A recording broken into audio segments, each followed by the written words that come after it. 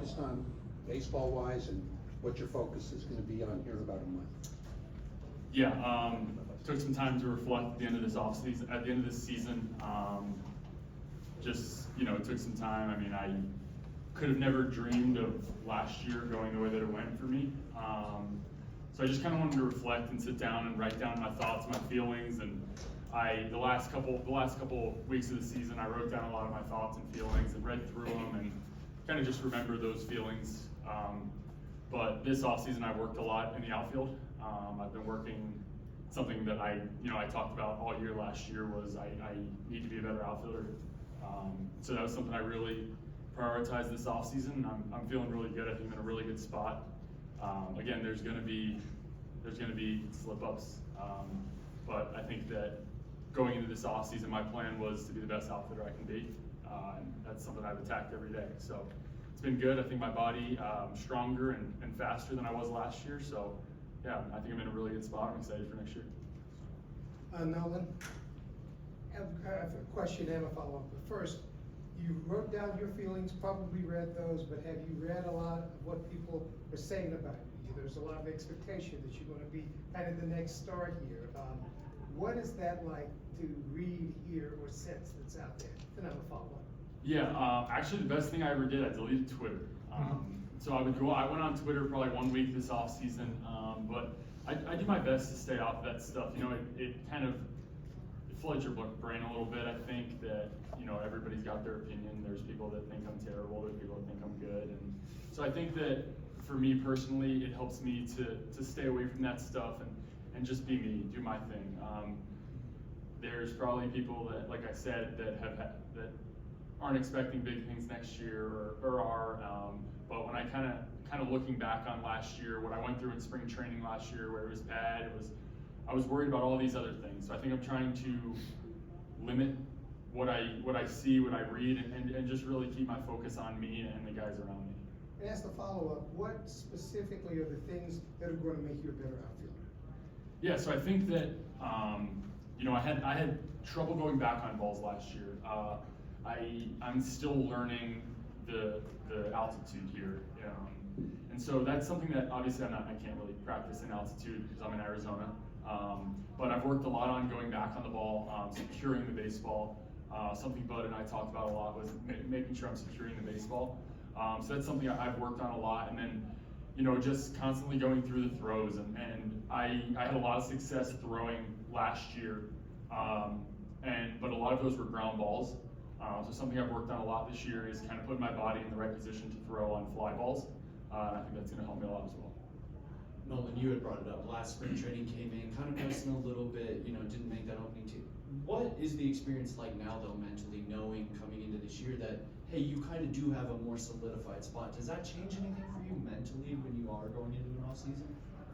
I think that getting traded over, I wanted to show people what I can do, and that's where a lot of my internal pressure came from, was that I wanted to prove that I could hit the ball far, I could not strike out, I could walk, I could steal bases, I could throw people out. And there was just so much I was trying to do. It was just like every day I wasn't filling up that bucket of I'm proving that I can be on this team, I can help this team win.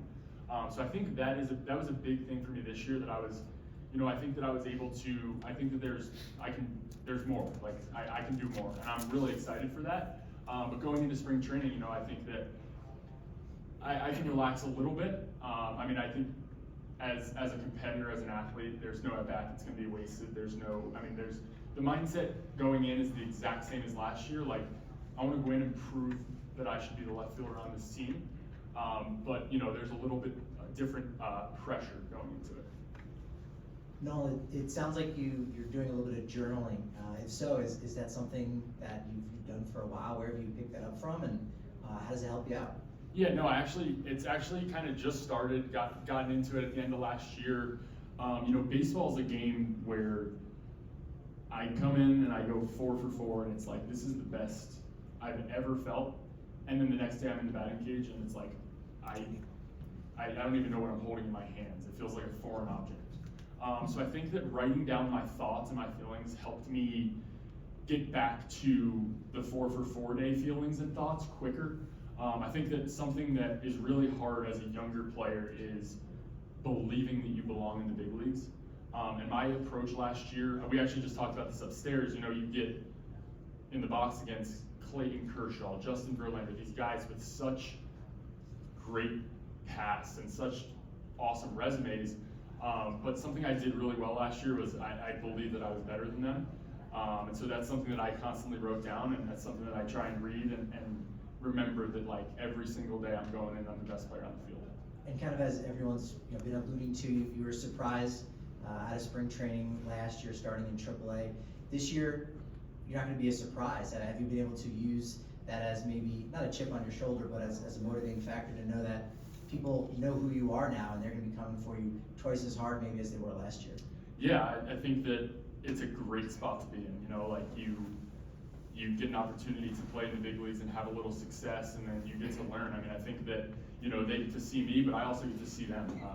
Your first time seeing a guy, I don't know what his cutter does, I don't know what his slider does. Now I've seen it. So I think that there's an advantage there both ways, and it's something that I'm definitely excited for. I think going in, I say this and it sounds so cliche, but like I want to enjoy all of this. Like this is being in front of people, being in front of you guys. Like this is something that I've dreamed about my whole life, and I definitely am not going to take it for granted. We'll go Susie, Troy, Patrick, and then Owen to wrap up. Hi Nolan, I want to know, how has this weekend been like for you? Because Rockies haven't had Fan Fest in a couple of years, but this is also your first Rockies Fan Fest. So what has it been like seeing your old teammates, meeting all these fans? I want the team. Yeah, it's been awesome. So I am lucky that I'm in Arizona. I get to hang out with a lot of these guys in the off season, but you know, being here, like I just said, like a year ago today, like I couldn't see myself being in this position where people know who I am. And so I think that it's something that this weekend has been awesome for me. I was looking forward to this. It kind of, you know, you come here and you sign autographs for 10 hours. It's not always the most enjoyable thing, but it's been a lot of fun to be able to talk to some people, sign some different things, put a smile on someone's face, and you know, they come out here and watch us, and we didn't have as much, or even close to as much success as we wanted to last year. But I think that, you know, all these people coming out, it kind of motivates us. I think it's been really cool. And just one quick follow-up, do you think you're gonna make it to the Nuggets-Sixers game? No, we're out of here pretty quick after this. It's fascinating when you're talking about the journaling. One of the hardest things about baseball is having confidence without results, even though you're putting the work in underneath, you know, the cage. When you had a bad day and you went back and read that, did it give you confidence? Did you find, or was it the breadth of the season you realized, I'm just good enough, the words just reinforce what you began to feel throughout the season? Yeah, so I think that you know, we fail so much in baseball. It's so easy to beat yourself up, get down on yourself. And I think that I did a good job last year of finding small wins. I think that every single day I'm not going to hit a home run, I'm not going to have an RBI, might not get a hit. And so I think there's so many positives that you can take out of a day. I mean, we're here for 12 hours every single day. If I'm worried about 4 at-bats, I'm not going to be happy that often. So I think that I did a good job last year of finding wins, whether it was in the cage, in the outfield with Giddy, taking reps in the outfield while guys are hitting batting practice, and I made a read that I haven't made, or I got a good jump on a ball. I think I did a good job last year of finding small wins, and I think that really kept me in a good mindset.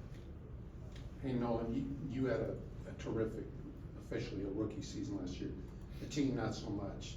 Difficult year in terms of wins and losses. As you head towards spring training, what are the things that you're encouraged by that you think the Rockies can take a step up the ladder in 2024?